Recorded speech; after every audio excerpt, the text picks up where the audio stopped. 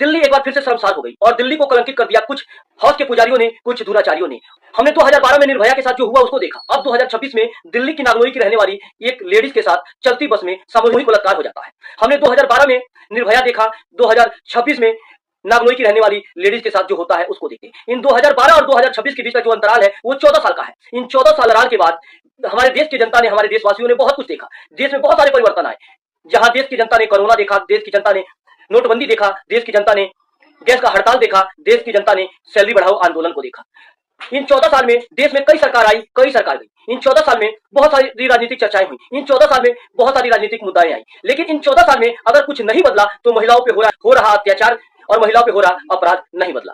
अगर 14 साल पहले जो निर्भया के साथ हुआ था 2012 में, अगर देश की सरकार ने अगर सीख लिया होता, थोड़ा सा भी शौक लिया होता, तो आज 2026 में जो घटना घटी है और दिल्ली को शर्मसार कर रही है और सब तरफ बस इसी का चर्चा है, वो चर्चा ना हो रहा होता, ना बहन के साथ अत्याचार होता, ना बहन रो रही होती, ना बिलक रही होती, ना चीख रही होती, ना चिल्ला रही होती। जब देश में चुनाव आते हैं तो महिला सशक्तिकरण की बात आती है, बेटी बचाओ बेटी पढ़ाओ अभियान आता है, महिलाओं की सुरक्षा की बात होती है। लेकिन जैसे ही चुनाव खत्म हो जाते हैं, ना महिला को सुरक्षा दिया जाता है, ना बेटी बचाओ बेटी पढ़ाओ अभियान चलाया जाता है, ना महिला को सशक्तिकरण की बात होती है। तो क्या हमारे देश में महिला सशक्तिकरण, महिलाओं का सुरक्षा और बेटी बचाओ बेटी पढ़ाओ अभियान एक चुनावी मुद्दा बनकर रह गया है? और महिलाओं की सुरक्षा के नाम पर अगर ग्राउंड लेवल पर देखें तो निर्भया के बाद नागलोई में 2026 में हमने इस मामले को देखा। तो आप सभी क्या मानते हैं कि देश में सिर्फ चुनाव आता है तो महिला सशक्तिकरण की बात आती है, महिलाओं की सुरक्षा की बात आती है, बेटी बचाओ बेटी पढ़ाओ अभियान आता है, और जब महिला सुरक्षा की बात आती है तो महिला को अधिकार नहीं दिया जाता, सिर्फ चुनावी मुद्दों में अधिकार दिया जाता है?